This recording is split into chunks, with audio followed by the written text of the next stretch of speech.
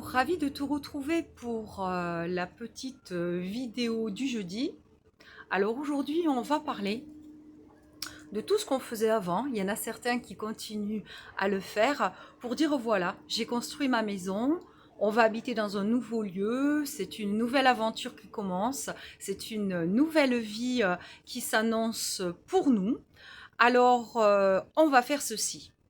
Et en fait, du temps de mes parents, beaucoup du temps de mes grands-parents et des arrière-grands-parents, pour purifier une maison, pour nettoyer une maison, pour apporter de bonnes choses dans une maison, qu'est-ce qu'on faisait?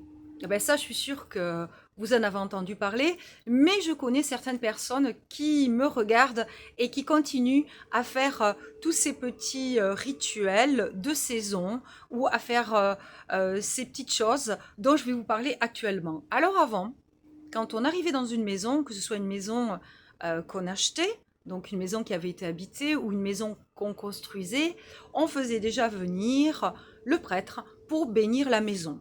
Voilà, je sais qu'il y en a encore qui font ceci pour en fait, qu'est-ce que ça fait? On bénit la maison pour apporter des énergies positives, tout le passé, tout le négatif du terrain, on le chasse, surtout quand c'est une maison qui a été habitée avant, et on ne sait pas du tout ce qui s'est passé, notamment sur un terrain.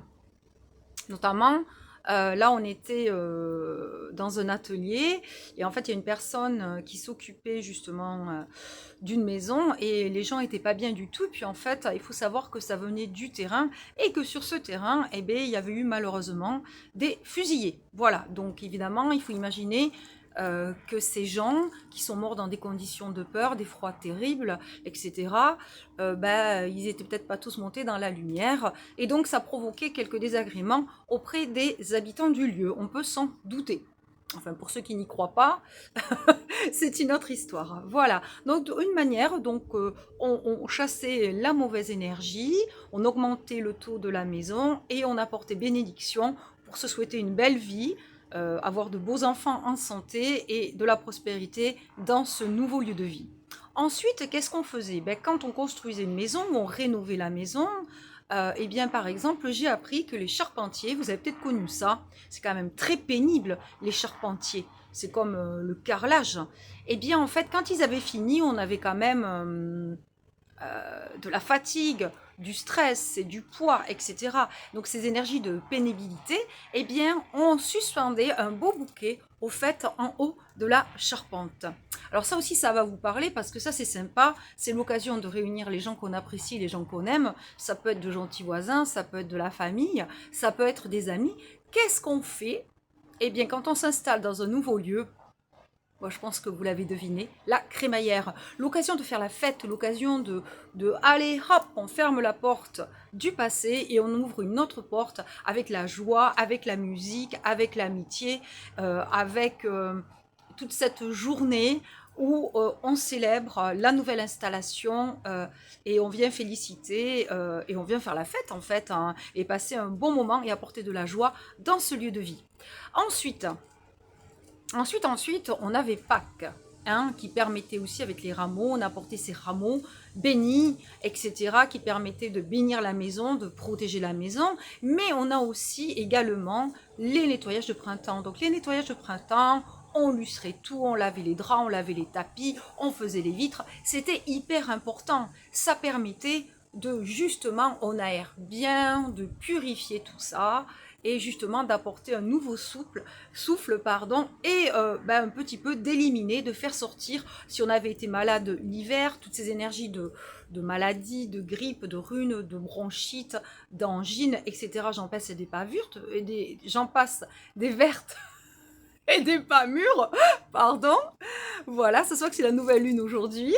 Et donc, en fait, toutes ces petites fêtes, ces rituels, ces choses-là, et si vous en connaissez d'autres, eh ben, n'hésitez pas surtout à les partager en les mettant sous la vidéo en commentaire. Donc, je ne me suis pas présentée, je suis Christine Rusante, je suis basée dans le 64, je suis réflexologue plantaire, je travaille en tant que consultant en géobiologie, l'étude du lieu. Voilà, neutraliser tout ce qui perturbe sur notre lieu de vie, les phénomènes géobiologiques et énergétiques. Ensuite, le feng shui de l'habitat. Le feng shui de l'habitat, c'est harmoniser, s'harmoniser soit avec son lieu de vie, voilà, faire vivre la maison comme une maison qui a un poumon, hein. On imagine une maison comme un cœur, un poumon, et un corps également. Donc on fait respirer la maison et on va la faire soutenir nos projets. Ensuite, le feng shui de l'humain, c'est de l'accompagnement, du coaching pour débloquer, solutionner une problématique. Ça peut être d'ordre familial, professionnel, sentimental. Et donc n'hésitez pas surtout à me contacter en laissant toujours bien sûr un message sur ma ligne professionnelle avec vos coordonnées et je vous recontacterai bien entendu. Alors, merci pour vos petits pouces, merci pour ceux qui s'abonnent, c'est gratuit, ceux qui partagent et ceux qui osent, oser, Joséphine, non, pardon, mettre, c'est Bachung ça il me semble, j'ai cette chanson dans la tête, non, enfin moi je vais pas chanter, bon de toute façon il a plu, il risque de repleuvoir, donc c'est pas très grave, oser Joséphine ou osons, je sais pas si c'était cette parole-là, et le ridicule ne tue pas, c'est justement travailler sur soi, la peur du ridicule, la peur de ce que vont dire les autres, la peur du jugement, la peur de ce que je vais dire c'est pas intéressant, etc. Donc, alors qu'il y en a qui travaillent pas loin comme vous pouvez l'entendre, la petite carte du jour pour terminer cette petite vidéo du jeudi, alors elle s'intitule, donc je l'ai tirée, c'est une carte feng shui pour vous, dans le but de cette vidéo-ci, elle fait partie des symboles. Ça s'appelle Entre ciel et terre et médite sur le sens de ta vie. Ben, c'est bien, on est en vacances, on fait des siestes, on est au bord de l'eau, à la plage où on fait des randonnées, on se repose, on fait la sieste. Donc, médite sur le sens de ta vie. Je vous la montre.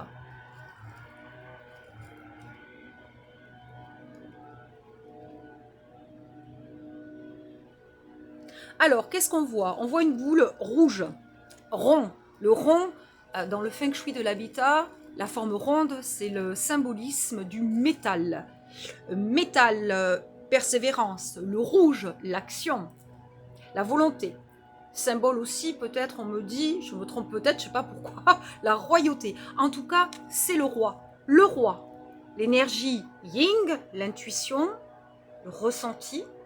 Le yang, l'action, l'équilibre entre la passivité et l'activité, l'action, la non-action.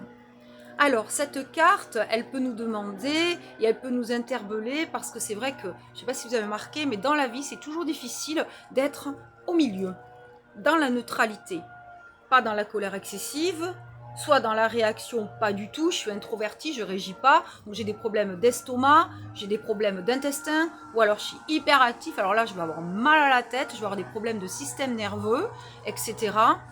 Toujours entre je bois un verre de vin et j'en bois 3 ou 4 ou 7, je fume une ou deux cigarettes ou alors j'en prends 15.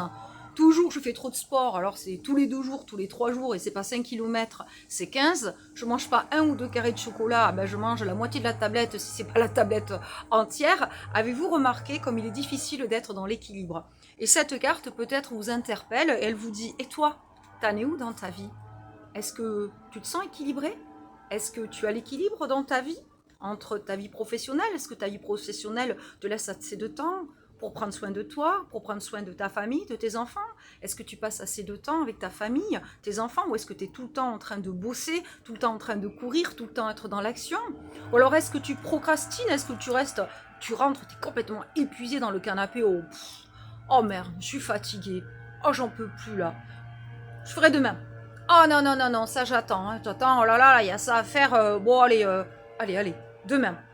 Ah non, j'avais dit je suis pas bien dans mon travail, j'avais dit il faudrait que je refasse mon CV, que je passe à l'action. Ben, non, plus tard, on verra. Ou tiens, ça serait bien que j'aille voir Christine. qu'on fasse une séance de Feng Shui pour travailler sur ce blocage et justement travailler sur mes peurs du doute, mes peurs d'être vue, mes peurs de l'échec, mes peurs de la réussite. Je procrastine, j'arrive pas, je suis bloquée, j'ai un manque de confiance en moi.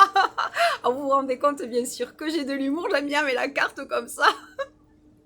Non, non, je vous rassure, je n'ai pas bu ni de Morito, ni d'Armagnac. Et oui, parce que pour ceux qui ne le savent pas encore, je suis originaire du Gers, l'Armagnac, le foie gras. Non, non, je ne suis pas sponsorisée, je dis ça gentiment, j'allais dire en mémoire. Non, je fais un clin d'œil à tous les Gersois, à toutes les Gersoises, hollandaises, bien sûr. Le Houga, mon village, le village natal de mes parents. Une petite pensée à Mont-de-Marsan, à Nougaro, sur la Dour. Bon, à ce fameux sud-ouest. Je suis dans le 64, un département merveilleux. Et donc, la France est magnifique. Donc, sur ce blabla, voilà, je vous laisse. Surtout, petit pouce, abonnement. Et n'hésitez pas à me contacter.